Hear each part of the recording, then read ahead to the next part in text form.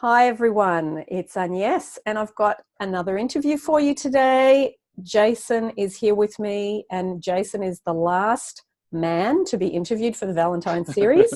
So hello Jason. Oh, I'm hoping you're saving the best till last. That's the idea. Yeah, that's it. Not that I'm at the end of the, end of the line. No, you're not at the end for a bad reason. We need another one. Bring him on. That's it. That's it. Well, thank you for coming today. So, hey, pleasure. Well, welcome. And, as we very casually interview people on this channel, it is to share ideas and to also give people inspiration and hopefully give people a bit of relief about what's going on in their own lives. A lot of my channel watches because of relationships and because of challenges in relationships. So, and a lot of people really want a specific person or they want a relationship. So last Valentine's Day was about the women. This Valentine's Day, it's about the men. So to start off, so people get to know you a little bit, can you share firstly where you are and also a bit about your, where you're from? Okay. So I'm currently in Kensington in London. So it's a lovely place. It's a nice place to be, and I recommend it for anybody. So I've had a bit of a journey because my background is my father's Jamaican, my mum's English. So Okay. I was born in the UK. We moved back to Jamaica for a while, then came back to the UK again. So having those mixed cultures in a household is really, really cool. And my parents had a great relationship. My mother's actually from Cornwall. So the accents you probably hear a little bit in how I talk, a little bit of London sort of mixed in. So it's a UK mix with a Jamaican twist as well. Nice, lovely. I think that's the great thing. The thing I love about London is just how you just see different colored faces. Oh yeah. Different colored, there's just so much mixed in together, which, I think is such a bonus for the people that are here. People live amongst each other and share their food and share their cultures. And that is definitely one of the wonderful things about London. Yeah, it's a good cosmopolitan melting pot, that's for sure. It is. It really is. It is, yeah. So we're going to start with some just really basic thoughts of you. Well, not your thoughts are basic. My questions are going to be basic about Valentine's Day. I think women really don't know what men think about this stuff. And it's kind of a hot button in relationships because I do a lot of coaching and I hear what a lot of people say and it causes a lot of conflict. So I think hearing what you have to say about what do you really think about it and what part has it played in your relationships up until now?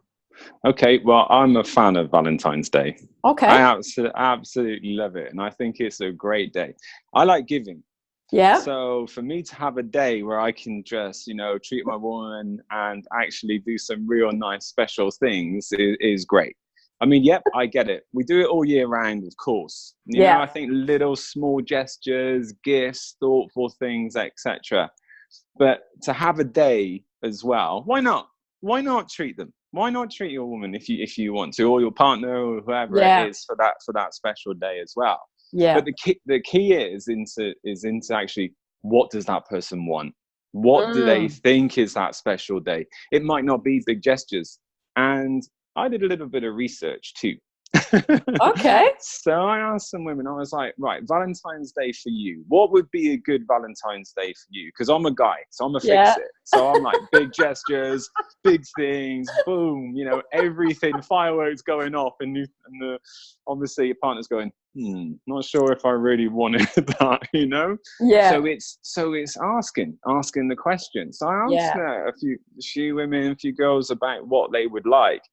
And surprisingly enough, it wasn't about the big gestures. It was about thoughtful gestures. It was about, how you listened, what you picked up on, and small things. I mean, to me, if somebody buys me my favorite chocolate bar, it's like they had that thought process. Yes. They were thinking about me. And just that realization that, hang on, they had an initial thought. They then went out their way to get it. They obviously went and purchased it. They've brought it home in the anticipation that they wanted to give something to you, do something nice. Yes. And that to me is one of those small gestures, which is amazing. So it's for guys' tips, it's listening. It really is listening, but doing some research and preparation for this. Don't just wait for the day. Yes. Try and get some, you know, because we're into Fix It, we don't necessarily always ask all the questions. So to just listen out and think, okay, well, what does she like? What does she want? You know, what is she into? Maybe ask some open-ended questions. Oh, what have your friends said about Valentine's Day? What do you think about that? What would you actually like? And get some of this information and then set the day up. But set it up. Do that planning as well. So I like to do things like that. So I'm into Valentine's Day. I'm like, okay. Wow, you're in the 0.1%. I can tell I you. I know. But who doesn't want to feel special? Yes. Who doesn't want to? I mean, you want to feel special all year round. Of course you do. Yeah. But why not have that day? You know, so that your partner can go, yeah, you know, he did this, he did that. Why not get some extra points? Yes. I think too, like when you do the research, say 5 months before, and then the person forgets. That's right. That's when it's really good, because then they really get a surprise. They mention something, you ask sort of a casual question. Oh, what do you think about that? Not knowing that they're priming you for Valentine's Day or for a birthday or whatever. That's really exciting. I think that's especially when they say, I can't believe you remembered that. Yes. Oh my God, you really remembered that. I didn't even think you were listening. That's true. Yeah. So to get those bonus points. And I think that really builds trust. Yes.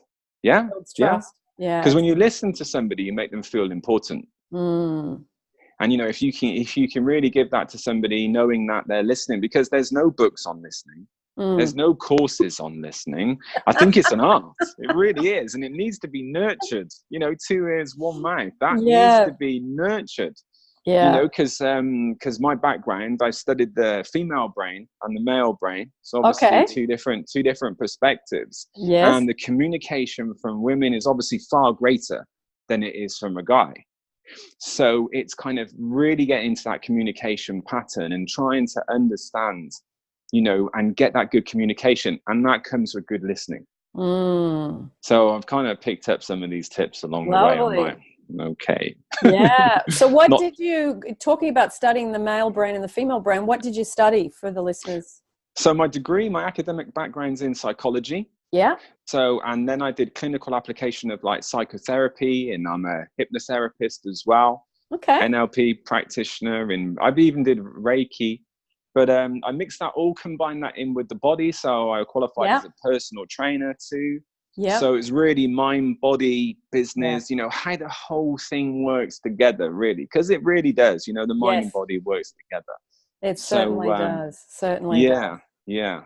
So I like to try and get things right as I can be, you know. That's great. It's great. I think the more you learn, and well, you usually learn because you've gone through some painful something, whether it's around relationships, money, job, health, whatever it is. When you go through those things yourself, and then you learn something, whether it's formal study or you're learning on the internet or reading books or whatever, and you start to get relief, I think the more you get into your own personal journey, you really see how the mind body is totally connected on every level. Definitely.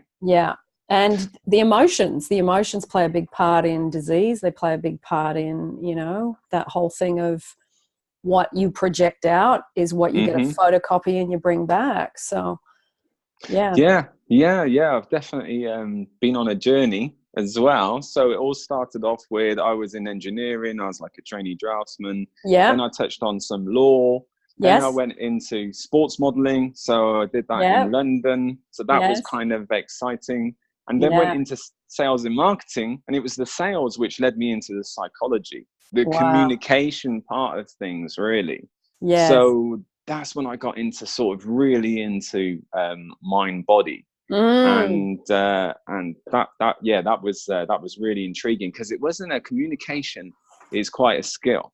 And in sales, it can be seen as manipulation, but I took it for the communication side of things. Yes. And really how we communicate. And it comes back to, again, you know, Valentine's Day. It's like you're across the table. How are you communicating? You know, it is the 2 ears, 1 mouth. It's asking those sort of interesting questions on really trying to get to the depth of what the other person's needs and wants and desires are. You know, that rich communication.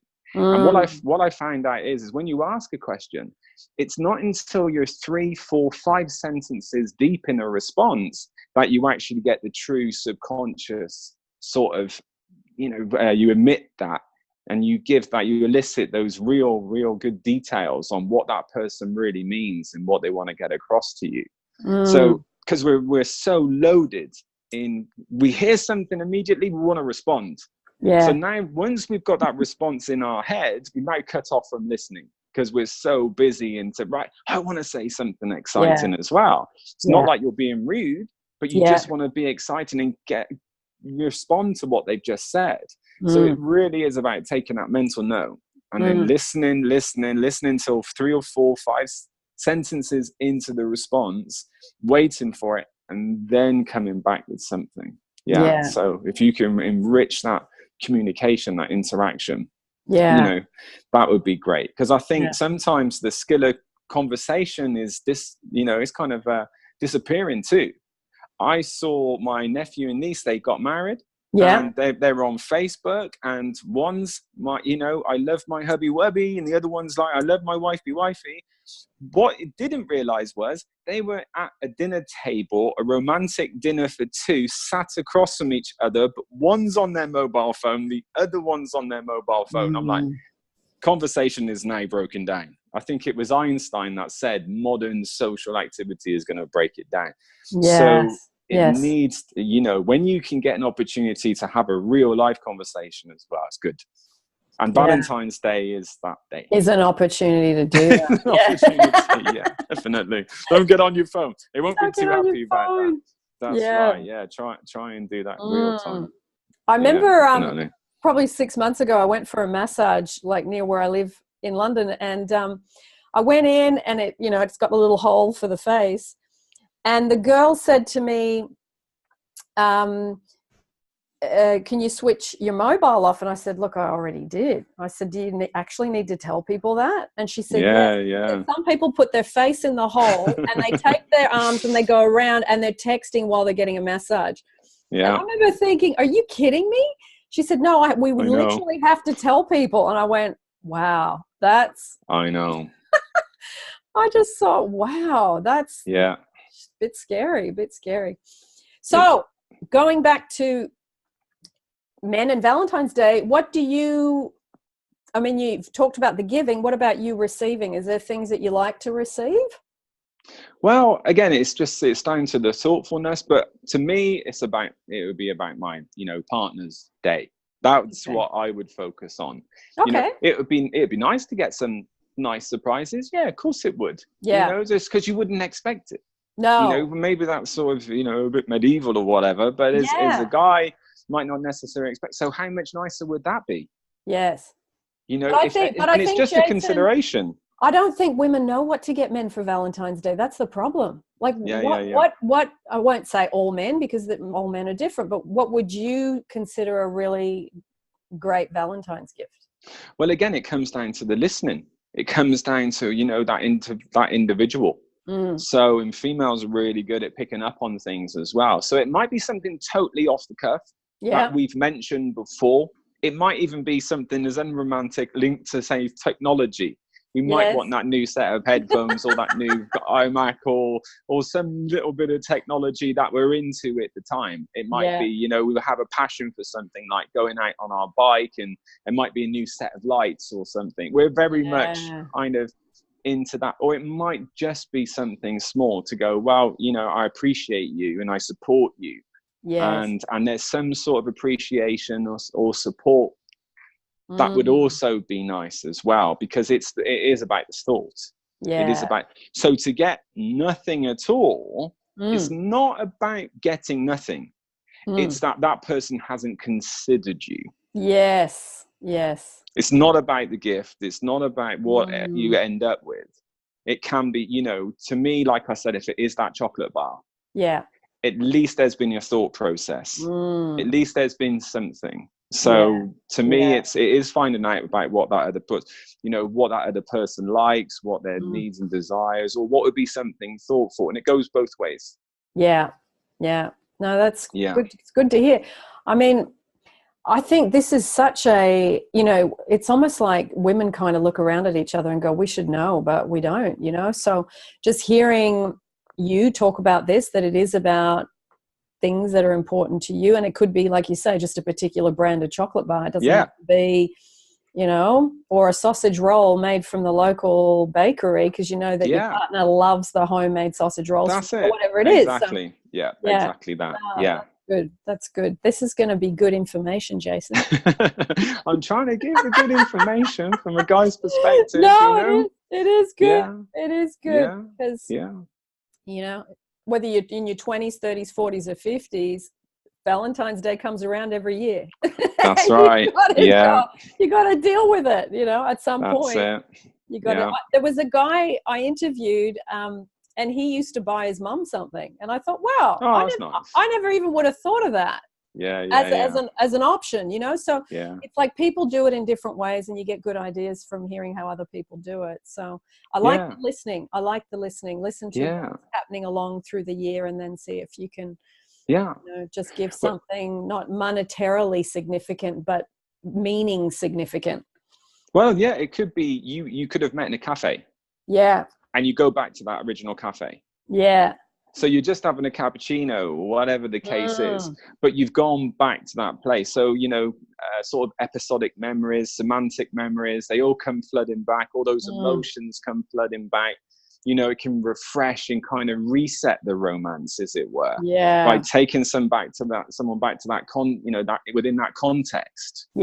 Within that place of where, you know, kind of all began, or where they had those, you know, real high emotions for each other and everything else. So even to bring it back to that, to me, if somebody took me back to a cafe, you know, and I'd been, wow, even if we were having a cappuccino, that would have a real impact. Yeah, that's lovely. That's lovely. It's good to hear that. It's good to hear that. You know, why not? Why not? Why not? So talking a bit about you and meaningful work, because I mean, from what you and I talked about a little bit, you know, when we were chatting prior to recording, you seem to have had quite a varied like, are you someone who doesn't really like being boxed into 9 to 5 Monday to Friday? Well, what I would say is I like to do things with a passion. If you can lead with a passion, you know, and I know as in business, there's an element of, you know, money side of things. That's trailing behind. If you do something with a passion, you really come across authentic, and you really care, and you can empathize with, you know, who you're working with. That has a value. And value, you know, is absolutely everything. It's like when I was doing really into the fitness, into the personal training, and I did a documentary for Sky One. Now, I don't know if many people know about, you know, well, Sky TV is quite popular these days. So I was on Sky One for a documentary called A Year to Save My Life. And so they hired me as a personal trainer for the year. For the year. So I was budded up with a guy who was called Sandy. He was like 35 stone. So, you know, so that is a mindset. So kind of over the year, lost about 10 stone. So that was quite an interesting project that I did. And when I work with, you know, people that are kind of obese, because that was like one of my USPs, it was, right, what's going on here? People just don't eat and get to, you know, obese. This kind of something's gone on, traumatic event or something. What's going on? So I do a process called talk and train. Where I train somebody, you know, easy movements. Let's start at the beginning. Really got to find their baseline, and then talk and train. So what's going on? So it's like treatment at the same time as exercise. They're also talking to me at the same time we're doing exercises as well. So we're getting the information and we're exercising. So there's other things where obviously I just do the talk side of things, where I have clients where I just get through to the subconscious, asking certain questions through what I've learned and everything else like that, and get into the true meaning of what's really going on. And what's making the person eat. Yeah, what's making a person eat, or even if it isn't obesity, someone in life, if they're stuck, if they've got internal conflicts, they've got limiting beliefs, they're not. Everybody's got this untapped potential of what they could really achieve, and it's getting through. And when we're dealing with just the conscious mind, we're only thinking a very thin layer of our capability. So it's how do we break through and get through to the subconscious? And really get out all those thoughts, all those desires, smash the limiting beliefs, and really get what we want. And it comes back to relationships as well. Yeah, yes. It's finding out what are our yeses and what are our nos. What are the deal breakers? What do we really want and what do we really not want? Yeah. And then there's an element of what I'm willing to, kind of tolerate, or I'm willing to work with. Because there's like an 80-20 rule.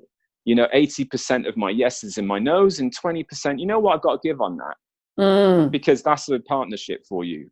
Yes. Independency, interdependency. And that really, that's the way I look at it. I think, what are my yeses? What are my no's? And what's my 20% of, I've got to give on that, because nobody's perfect. Nobody's perfect. So it's going to be that 20%. I got so many questions I want to ask you. Okay, firstly, let me go back a little bit. Okay. The documentary you mentioned, is there a link to that I can put down below for people to have a look at? That was quite a while ago, so I don't know. I'd have to look into that myself. But the show was called A Year to Save My Life. Yep. The guy was called Sandy. Yes. You've got a frontman personal trainer for it, which is called... they brought him over from America, but he wasn't too much on the show, as in dealing with the actual person. Yeah. So I dealt with the person. I was kind of the secondary personal trainer who spent 5 days a week, a year with this guy. Wow. The actual personal trainer, like this kind of celebrity personal trainer at the time, just saw him a few days in the year. So, he was called, the main trainer was called Jesse Pavelka, this American guy. But I was the personal trainer who spent the whole year. Yeah. So you see me on the video. Great. Sorry to interrupt you, Jason. That's okay. There's a lot of people that watch my channel that do just looking at weight loss stuff, and I think if there's something, anything inspiring that they can go and have a look at, I think that's always great. So definitely, we'll see if we can track down a link and we can put it down below. The second thing I wanted to ask you, what do you think is one of the best ways to change beliefs? Okay, so I always say a belief is something you believe in that isn't necessarily true. Yeah. So first of all, write that belief down. Yes. And sometimes a belief will be, everybody says that I'm clumsy. Yep. And I like to go, right, who have said that? Who said that you're clumsy? Because people like to label themselves, and other people like to label them as well. Especially if it's from childhood, the stigma sticks with them. So first of all, I'd say, well, who said you were clumsy? Yeah. And they'll normally bring it down to one person, and one time they did something, and that has stayed with them. I said, well, are you clumsy, or did you do something clumsy? Yes. There's a difference. Yeah. Because if you do something clumsy once or twice, does that actually make you clumsy? Were you born with a clumsy gene? No. No, exactly. You're not born with a clumsy gene. So who's told you? When was it? Because the thing is, the rest of it's a self-fulfilling prophecy. You've now labeled yourself. And it's the same with people who say, I'm fat. I go, right. Are you fat, or have you got fat? Yes. Because if you've got fat, you can get rid of fat. You're not fat. You've got fat. If you do regular exercise and look after what you eat, you're going to get in shape. So you won't be fat. Yes. So you've got fat, you're not fat. Mm. You've really got to get rid of these labels Yes. that you've given yourself. Mm. I remember when I first started studying and learning about the law of attraction, there was a woman, well, she's a woman, it's called Abraham Hicks. And she described a belief as just a thought you keep thinking over and over. Yep. And then it becomes a dominant thought, and then it becomes a belief. And I thought, oh, that's such a nice, simple way of describing it. So to change the belief and you rewind back, you've got to then change the dominant thought, and then you've got to look at what am I thinking over and over and over. So it's doing affirmations, I think, is incredibly helpful. But yes, I think tracing it back to where it began, if you can find it, is helpful to unlock where the beginnings of it began. Yeah, or find some evidence. Yeah. You know, it is about finding some evidence. It is about writing that belief down. Yes. And then saying, well, where's the evidence to support that? Yes. Exactly. Who said it? When did it happen? Is it still happening now? Yeah. Is it happening this moment? Yeah. Because the chances are it's not happening this moment. Yeah. But you're still doing it. That's right. Yeah. There's you know, because there's and I, you know, your viewers probably know there's Freud, and he said these traumatic events stay with us for the rest of us, like, because we drag it through. But there's another guy called Alfred Adler, and he says, no, don't drag it through your life. They're dots of things that have happened. Yes. Leave the dot there. Because it happened then at that moment. It's not continuing to happen. But you've got to recognize it and break it down. Because it's, if you don't recognize it, the past is still alive in you today as the experiences that you keep regenerating. That's right. Yeah. And especially you see that in relationships again and again and again and again. You're doing, and I think using as an example, because I'm working with people every day, the thing that comes up again and again and again is people wanting to get love from someone. Now, if you are feeling unloved, which comes from childhood somewhere, something's happened, then you go forward and you get fixated on someone, and then you think, okay, they're the source of my supply of love. You end up in so much trouble with that and anguish because you are thinking love is over there. And I do a lot of my coaching on that one thing. Yeah. Love is not over there. It's over here. And I'm not here to try and get it from someone. I'm here to give it out. And then I'm a better partner for people. So using that as an example, what do you think is effective when you are someone that has this thing of feeling unloved from childhood and you're going forth into relationships as an adult? What things do you think would be helpful in that situation? Well, when you talk about that childhood, you got attachment theory, and you look at the relationships with your parents. Yeah. And there's 4 different types of attachment theory. It's ideally, you've got parents who give you that independence where they kind of support you in what you want to do. They don't necessarily tell you, but they support you. So as a young child, I'm going to do this, I'm going to do that. That's great. Let's do it this way. Let's do it that way. And you make them their own little person, their own little independent person. But knowing that they've got the support and the love there when they need it. Yeah. So if they go out the comfort zone a little bit, I mean, you know, parents are there, or, you know, whoever's there to support them. And then you've got 3 other types. You've got the ones where sometimes parents want them to be independent and not give any support. Right, you just need to get on with it. Yeah. Then there's the ones who are over smothering. They can't do anything. The child can't do anything because they're too controlling over them. Yeah. And then you get the 3rd type, which is, oh, come here, I'll support you. No, I've not got time. So you've got this push-pull. Yeah. And in each of those 3, as a child, you're trying to work this out. So it's very confusing. Yes. And it follows it through for the rest of your life. And then depending on those 3, if you're in one of those 3, you're either, right, I don't want to be too pushy, so I'll stay aloof. And the other person's like, well, you don't seem to be into this. And then you've got the one where you know is controlling, so You want to be controlled. You're smothering the other person. It's too much. Yeah. And then you've got the push-pull where you don't, well, should I do that? Should I not do that? So they're questioning. But if you're in that first one where you've really got that independence, you've got that, in psychology, internal locus of control. Yeah. That inner strength within you. And you're not so affected by the externals. It's the internals that you're really focused on. Yeah. So you become a magnet as opposed to something that repels. Yes. So it is. But the good thing is that you can focus on that internal locus of control, because that correlates to high self-esteem. So it's knowing who you are. Yes. It's going, what do I want? What do I accept? And this is another one of my points of value yourself. What will you accept from others, and what won't you accept?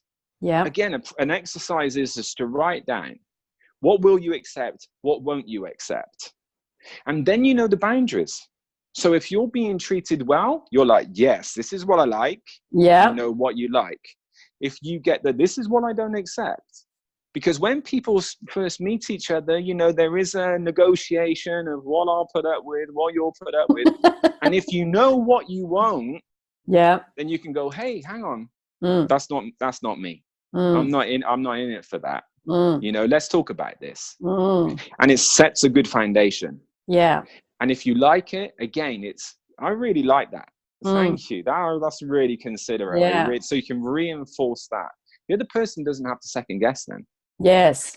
But I think sometimes when people meet each other, they try and adapt to what they think the other person wants in a person, and they lose their identity. Well, and I think from what I've observed from the work I do now is people accept that when they're feeling unloved and they don't want someone to leave them. That's what starts that going. Yeah. That's right. That's so it. When you're already afraid of being abandoned, it's like you're already then accepting behavior that creeps in that you wouldn't accept naturally or normally, because you're feeling like, if I don't take this little bit of love I've got here, I might not get any more. And it comes from that. It's coming from that. Yeah. And it leaves, when someone leaves, it's loss. Yes. And you've got to think to yourself, is it the person or is it the situation I don't like? Yeah. What is it? And what I mean by that is that person might not be the nicest person, but because they're leaving, are we dealing with the loss? Yeah. And are we dealing with the void it creates? Yeah. Or are we actually dealing with the person that we're losing? Exactly. There can be two different things going on. And that's hard to see when you're in the middle of the emotion of all that. Yeah, because there's a phrase from Pascal, which is, the heart has its reasons, which reason knows not of. Yes. We're in that logic, we're in that emotional mindset. Yeah. And our friends are going, what? Or worst case, you eventually leave them and they go, why didn't you do that before? And you think, why didn't you tell me? Why didn't you tell me? Well, I could see that. I knew that. You can so easily see it in others, but when it's you locked into some emotional situation. Yeah, forget it. It's very difficult, Yeah. I think there was one lecturer at uni said it's like knitting fog. That's a good visual. That's a What's good. going on? I've got nothing going on. I've got nothing going on. What's going That's on? a good visual. Nothing to work with. Yeah. No, that's good. What do you think, like in your own relationship timeline, what do you think that you've got better at? I think it's the listening side of things and knowing me as well. Yeah. And again, it really is what I'll accept, what I won't accept, knowing me.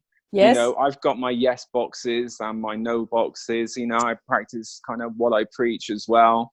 So, I'm looking out for those things. But I also understand there's an emotional side. It's not just, right, there's that bit, I'm good to go.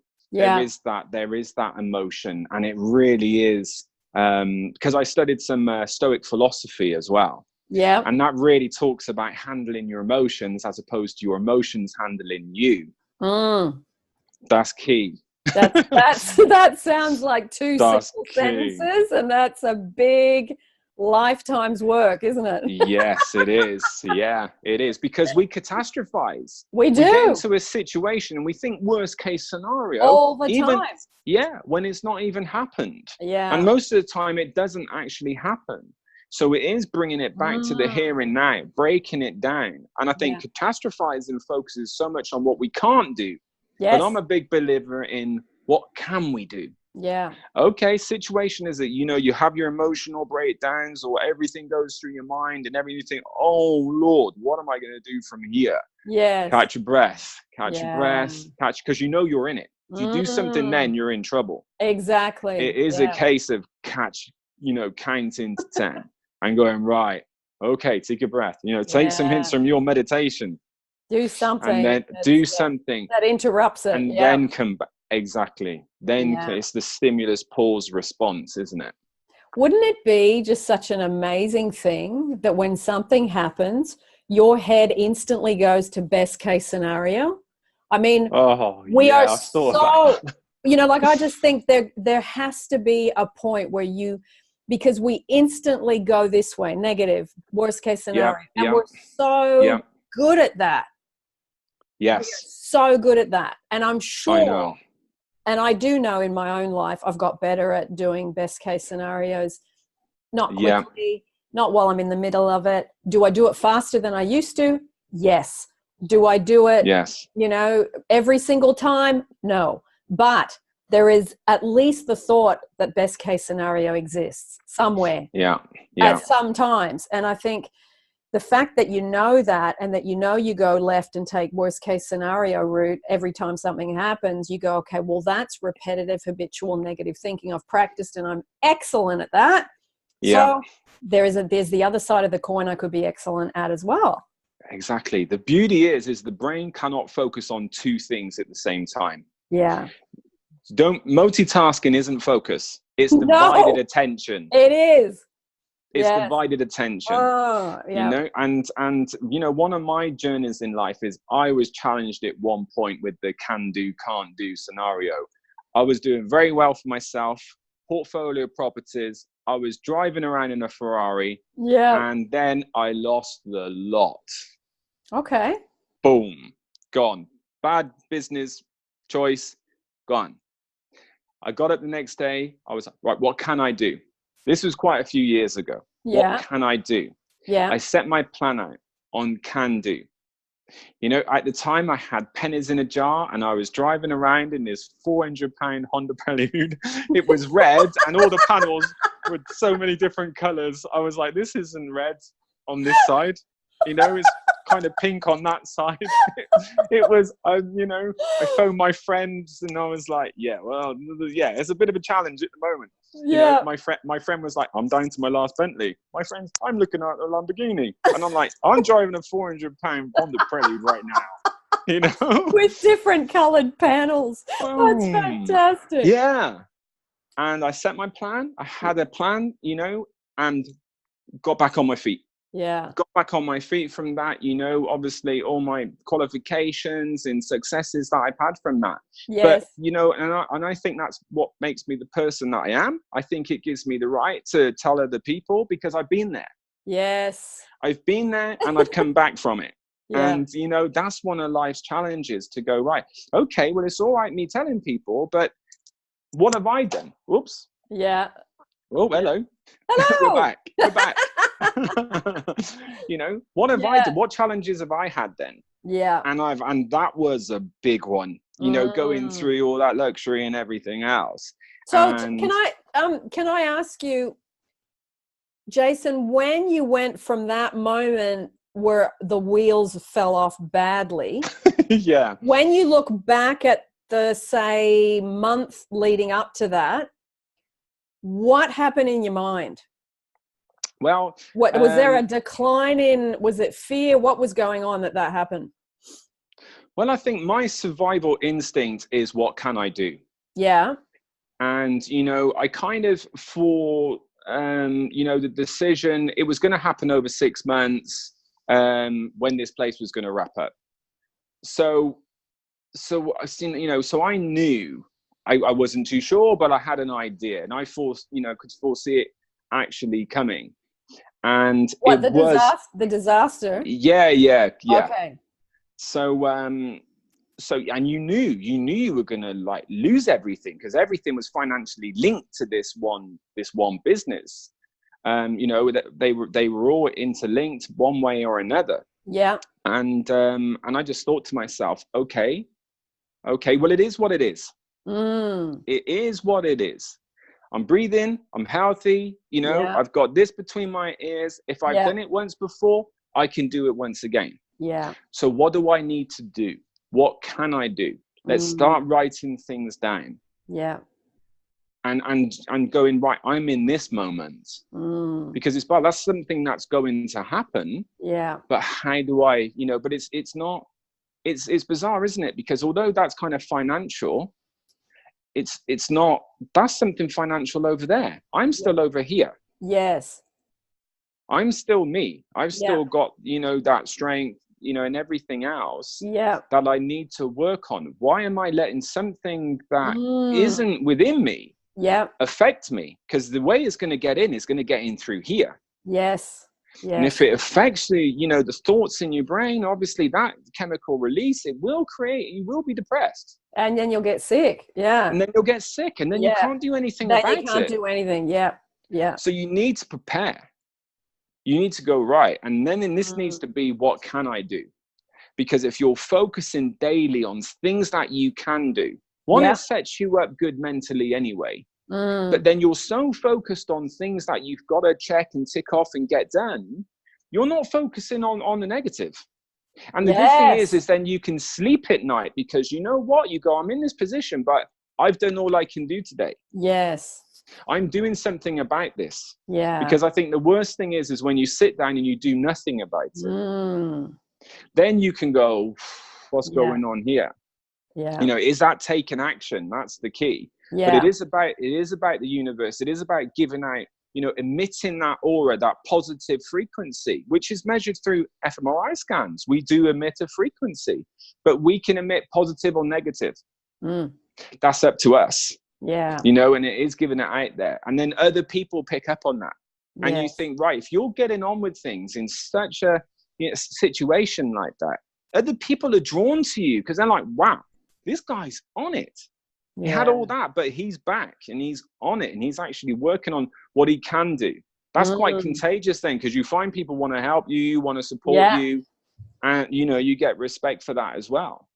Yeah, and then you winch yourself out of 1% a day. You just kind of that's it. Yeah. And it's not anything you want to go, oh my God, I lost it all. That's hard. Yeah. You know, and sometimes you don't want to admit that for shame or embarrassment or whatever the case is. But it's life's journey. And what I know is everybody has their hard luck story. Yeah. No one gets a green card. Yeah. It's sometime in someone's life, they're going to have it tough. Yeah. And I think to be relatable, to be able to talk to people and go, oh, yeah, I can understand that. Yeah. Can I ask, how old were you when that happened? That was, oh Lord, let's have a look. Where do I go with that now? I think it's about 10 years, something like that. Okay, so it's quite but fairly young, which is good because it gives you time to regroup. Yeah. I think it was something like that. I can't even remember. You know what? I've done that Freud thing where I put it so far at the back of my mind and like forgot about it. Excellent. Moved on. Yeah. So it might have been even sooner than that. I'm just trying to, it might have been in the single figures, but still, happened. Lovely. Yeah. So, wow, that's, whew. It's a shocker. Yeah, it would have been. I mean, it's shocking to hear it from this side. So you living it would have been another whole thing. But like you say, you know, we've all got something that's totally leveled us out. Yeah, but one must taste sour to appreciate sweet. So when you get the good stuff, you got to put that on a T-shirt. You know, I can't. I don't know if I can claim that as mine, but I know, you know, it makes things all the much better. It does. You know, you start to appreciate. I mean, I've always appreciated things anyway, and I think because I don't take things for granted, and I go, right, okay, well, you know, I think there's a phrase which is, if you think life is going to be easy, it will be very hard. Yeah. But if you think it's going to be hard, you'll find it easier. Yeah. Good Yeah. point. Good point. Yeah. So the modeling stuff, because that it's almost like you've done completely unrelated things. I know. Like I don't Yeah. like, often creative people do creative things and conservative people choose business, finance, and all these other things. But you've kind of got a bit of a crossover in both. You got a foot in both worlds. Yeah. The commonality is challenge. I love a challenge. You know, I like to achieve things, and I like to see other people achieving things. I'm a great believer in that. I got a client the other day, a new client, and I said, and they meet me up every so often. I said, text me, let me know about the journey. I'm on the journey with you. Your success is my success. Yep. I love to see people achieve, and I love to achieve myself. So I suppose each one of these was, I mean, I've never been on a motorbike before. I'd never been on a motorbike before, ever. Yeah. I thought, you know what? If I get stuck in America, I need to jump on a Harley and drive off if I need to. I don't know where I got that thought from. Anyway, I took a 3-day course. On how to ride a Harley. On a riding motorbike. It's not quite a Harley. And then, I was riding around on this big motorbike. Yeah. Just 3 days later, I'm there. I'm not. I didn't even know they did courses for that. 3 days. This was a while ago. This was in 2001. So this was a while ago. In England. Yeah. Wow. And if you take your test on the bigger bike, because at that age I could take it, then I can ride whatever I want. And I remember going into this bike shop, and there was a red one. I'm not a real bike. I'm not really an enthusiast for bikes. Yeah. But it was red. There's this Ducati 996 at the time. And the guy said to me, how long have you been riding motorbikes? This is like 1,000cc. This is like almost like a 200-mile-an-hour bike. Yeah. I said, passed my test 3 days ago, and I was on a bike for 3 days. He's like, no, you can't buy that bike. He said, it's so fast. But it's like life. It's about control. I phoned my my driving instructor up, and I said, this guy won't let me buy this bike. He said, Jace, it will only go as fast as you turn the accelerator. Yes. If you want to buy it, buy it. And that's life, isn't it? It goes as fast as you turn the accelerator. If you really want to go for it, then you can go for it. If you want to take it easy, then go for it. Then you can do that as well. So you're in control ultimately. Yeah. Yes. Yeah. That's a good analogy. Just don't fall off. Yeah. Or let anybody crash into you. That's the best thing. Yeah. Yeah. The analogy continues. That's right. That's right. But, so there's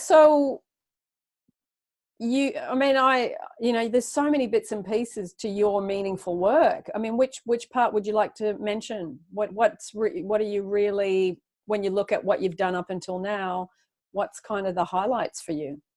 Well, my thing now really is when I'm with a client, it's to reach into the untapped potential.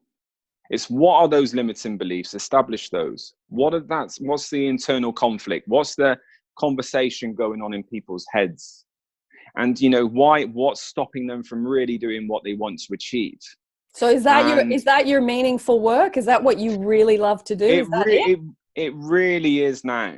Yeah. Getting into into that, untapping that potential, unlocking people that are stuck as well. Yes. And that could be whether it's in their health, whether it's in their mind, whether it's in their job or business, in relationships, what's going on, because it all crosses over.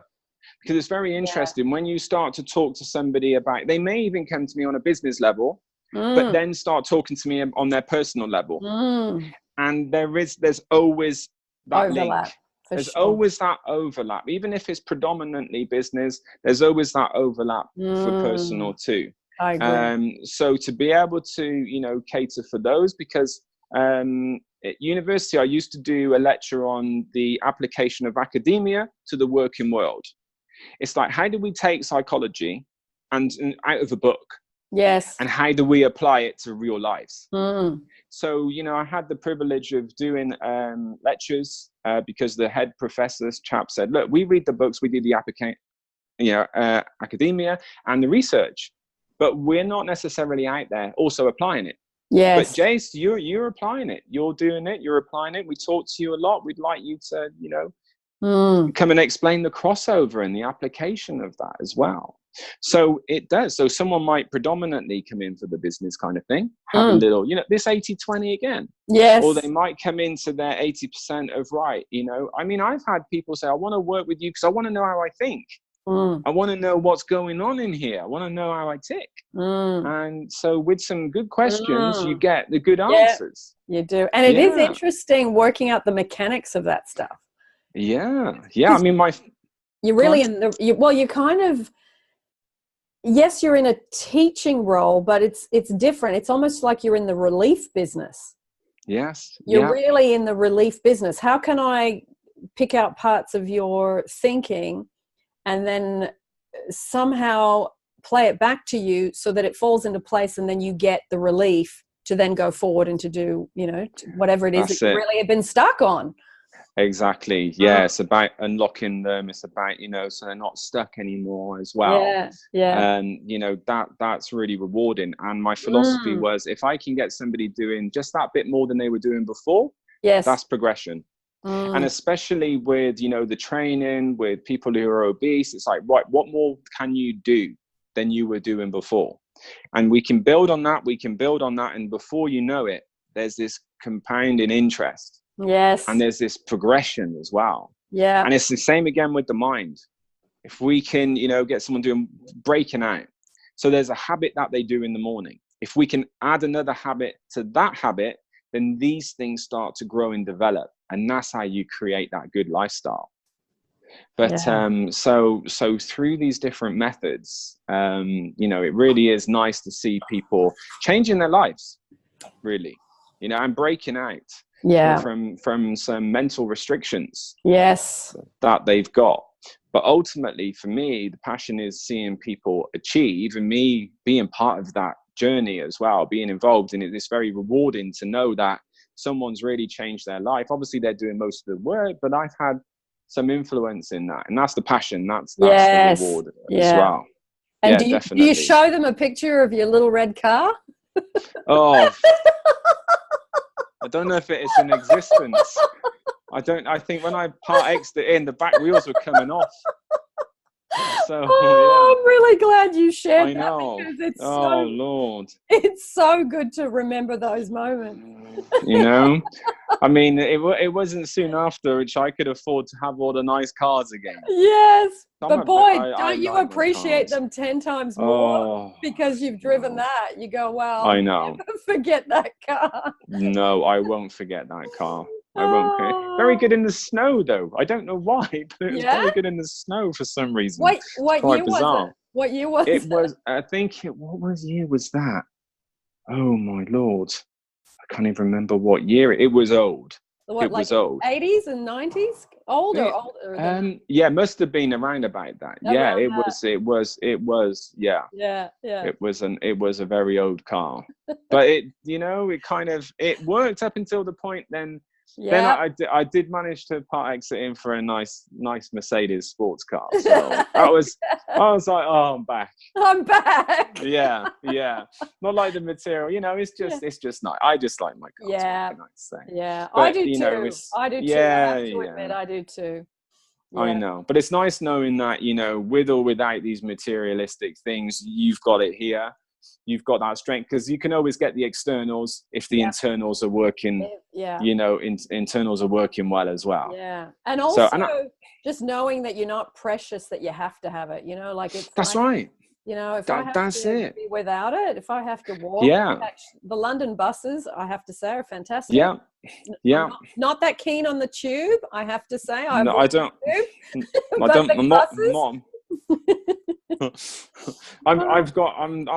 I'm being in London, Ubers. I'm on the Ubers. Yes. I'm loving those. I just like watching the video, and they're just all turning up and everything. How great is that app? It's just brilliant. With the little car? Just so good. I just love that. It's so good. I love coming back to like the relationships and that inner strength, really. And that's what magnetizes other people. It does.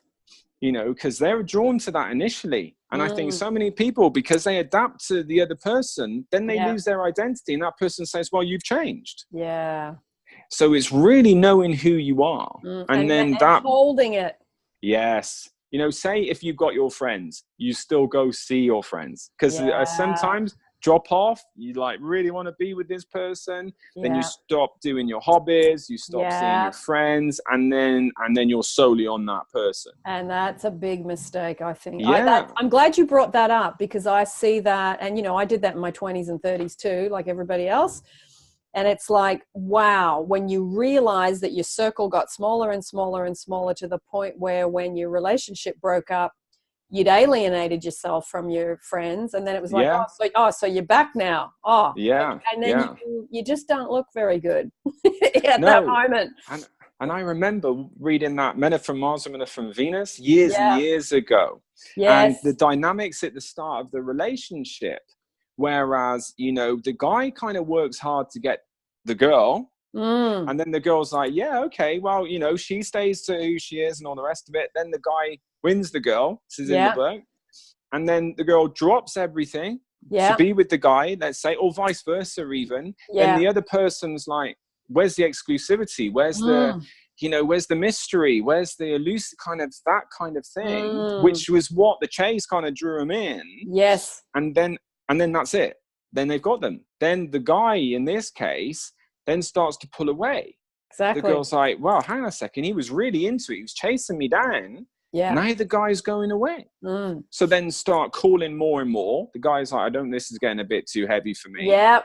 He then goes this like elastic band effect. Yeah. Then wow. And when women make up their mind and go, okay, I've had enough. Yeah. Then there's no calls. And the guy's going, hang on a second, what's going on here then? Yeah. He then does that thing where he comes back at force going, no, he realizes he really likes the girl. And she's like, no, too late. You've messed me around. Yeah. And so if we can get a balance, you know, and then you've got a good relationship that could have been there. Yeah. But to stay who you are, and go, no, I'm on, you know, if it's the girls, I'm on my girls' night. I've got, you know, I'm going to the gym. I do this and that. The guy will be attracted to that. Of course. I mean, coming from a guy's side of things. Yeah, like, I agree. Good. You've got your independence. You've got your thing going on. That to me is attractive. Exactly. I agree with you. And I've got my things going on too. Yeah. I'm glad you brought it up. I'm glad you brought it up. Independent, interdependency, where you support each other's independence as well. Yeah. So you go, you know what, it's really cool. You go to the gym and I'm glad, you know, you're seeing your friends. You've always got something to chat about. They're supporting what you do again, and you can come together. And what I talk about this coming together is you're in your own safe place. Yeah. Because you've got support from both sides. And that safe place can really be in the home, or it can be in a cafe. It could be wherever you meet. And you've got that excitement from both people doing their own thing, but coming together as well. Yeah. To support each other for what they're doing. I know. It's like the relationship has to be a part of your life, not the whole thing on a pedestal. And I think that's why I think, and I do think, I will say this, that women do that more. And why I say that is because I do work with men and women. Women do this more. Okay. So I do think that's what makes a woman emotionally unattractive, is that she's revolved her whole life around him. And then it's like, oh, you don't spend enough time with me. Oh, you know, oh, I'm not a priority. And basically you're just saying to this guy all the time, not in those words, but energetically, I'm not a priority. I'm not a priority. I'm not a priority. So he kind of goes, yeah, you're not a priority. You're not a priority. You're not a priority, because he's emotionally feeling suffocated by you hanging around all the time. So I do think that's something that women do need to learn, because they instantly do that naturally. And it completely squashes the joy and the fun of the relationship in a not very long amount of time. Yeah, because, you know, we are attracted to that. Well, me as a guy, I'm attracted to that independence. Yep. You know, I'm really attracted to that independence. I think there's a phrase now, you know, sapiosexuals, where you're attracted to intelligence. Yes. And there is that. And with that independent comes an element of intelligence. Because there's that strength. Yeah. And it's pretty cool. It's pretty sexy. You know, to have a woman who's like independent, doing her thing, and she's got it together. Yeah. That's really attractive. Yeah. You know, the guy we will want to spend more time with the female. So you get what you want in the end. We will push it. We will push it. We will push it. But ideally, the woman stays with that independent strength of mind. Exactly. Because ultimately, like you said, if we then get it all, then we're like, right, now we're entertainment's manager. What, we've got to arrange everything all the time? Exactly right. And then that becomes exhausting. Well, So you're trying to organize your own life, and then you're trying to, you know, it's like you're looking after a child. Yeah. And you don't want to be in that position. You want to be equal. Yeah. To me, we want to be equal. For sure. Exactly. So, but that is attractive. That is attractive. But the women, you got to stay strong and go, right, independence. Yeah. And I'm not saying, you know, strong and independent, like nothing to do with the guy sort of thing. This is what I'm doing. There is that crossover. Yes. There is that crossover. There is that crossover. If women make plans with their friends, their family, or you know, I go to the gym on a Tuesday or Wednesday, stick to it. Don't break your plans to go out with him. That's, I think, a big mistake. Stick to it. I mean, there is a thing where you might want to go, right, I'm going to see the family, come along if you want. Yeah. There is an invitation. Exactly. But you're still doing it. You're still doing it. And that's a self-love, self-respect thing. Yeah. You're still doing it. But you know, I wouldn't say there's anything wrong in the invitation. There's certain things, you know, to me, you want to go on a girls' night, it's acceptable. Of course, because there's things you want to talk about. Exactly. And you want to, you know, you just want to freely talk. Or eat those little picky food things that men aren't interested in. Yeah. You know, like not a proper meal. Like it's just those things that women do together that men just go, no, that's not my thing. So yeah, you do some things with the partner and some things with the friend. And that's right. Yeah. Keep it going. I'm really glad you brought that up because I'd forgotten about that it was a thing in relationships and I haven't talked about it. So I'm really glad you brought that up. Cool. Yay! Excellent. Hey. Wow, that hour went fast. Cool. It did. It was unreal. Good. Well, anything we talked about, Jason, I'll put, you know, the links to things below. Fantastic. And your details, because that's what we do. I always put people's details so they can talk to you directly. And thank you so much for your time. That was very informative and just really good male information. Brilliant. Brilliant. Yeah. Well, I'm all the links and all the rest of it. I'm doing all that social media stuff. So put my name in there. You'll track me down. I will. Everybody will track me down. Sounds good. Sounds good. Brilliant. Well, do you want to say goodbye to everybody, Jason? I want to say thank you. Thanks for listening. You know, if you've got to this point with us, you know, it's absolutely been brilliant. It's been a pleasure. So I really appreciate people's time. I mean, it's always a privilege to take someone's time out of their life. I really see it like that. So thanks to everybody. Thanks to you especially. Thanks for inviting me on. I really, really enjoyed it. Beautiful. Thank you very much. Hopefully we'll do some more in the future. Sounds like a good idea. Okay. All right. Jason, stay on. We'll say goodbye by ourselves. Bye, everyone. I hope you enjoyed the final interview in the series for Valentine's Day. And I will see you in the next YouTube.